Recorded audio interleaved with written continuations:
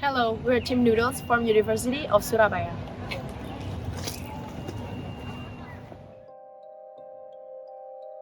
Hello, my name is Galatia Cindy. I'm currently enrolled in Surabaya University as a fifth semester student majoring in tax accounting. I'm currently preparing for the Pajajaran National Accounting Competition as well as an assistant lecturer. Hello, I'm Gabriela Alexandra, a fifth semester student majoring in tax accounting at Surabaya University.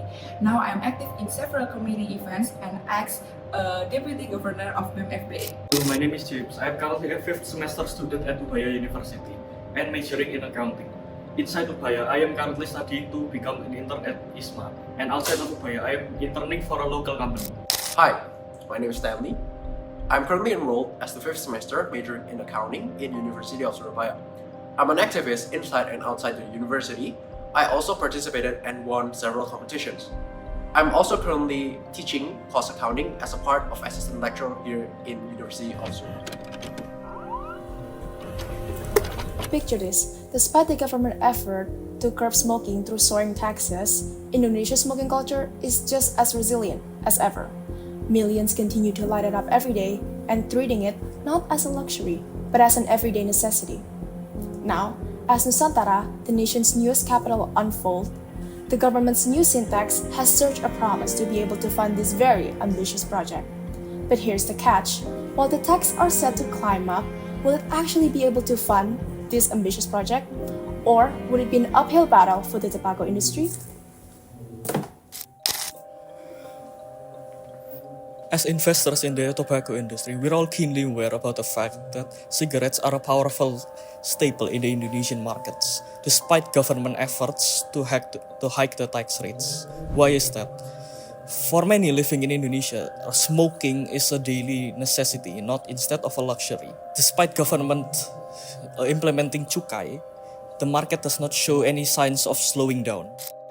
Consider this, in 2022, this excise taxes on cigarettes contributed about 218 trillion rupiah to the national budget, which is about 95% of all excise revenues. And it's not showing any signs of stopping anytime soon. Or is it going to slow down?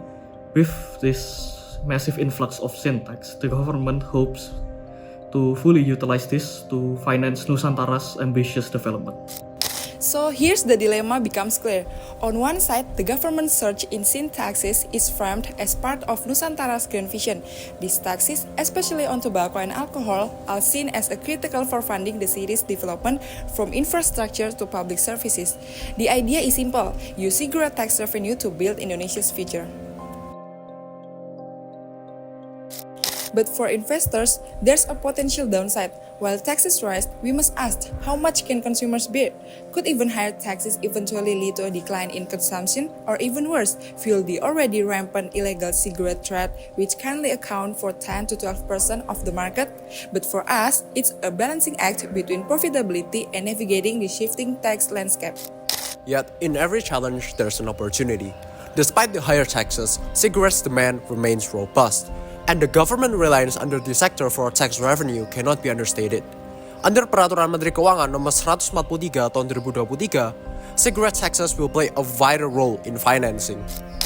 In fact, higher taxes could open doors for investment in alternative tobacco products and innovative solutions within the industry.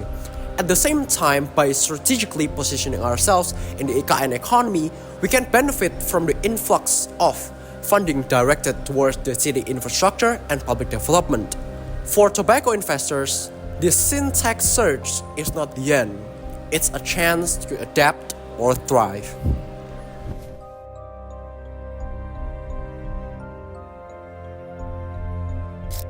So, is this sin tax surge a referred fuel for the future of Nusantara, or a vice deed that actually hampers growth? The answers lay somewhere in between. While higher taxes will undoubtedly affect the market, the enduring demand for tobacco and its critical role in exercising revenue will ensure its place in the Indonesia economy for years ahead.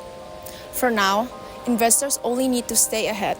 Investors need to be embracing in innovation, as well as exploring new opportunities that come with these new taxes in Nusantara.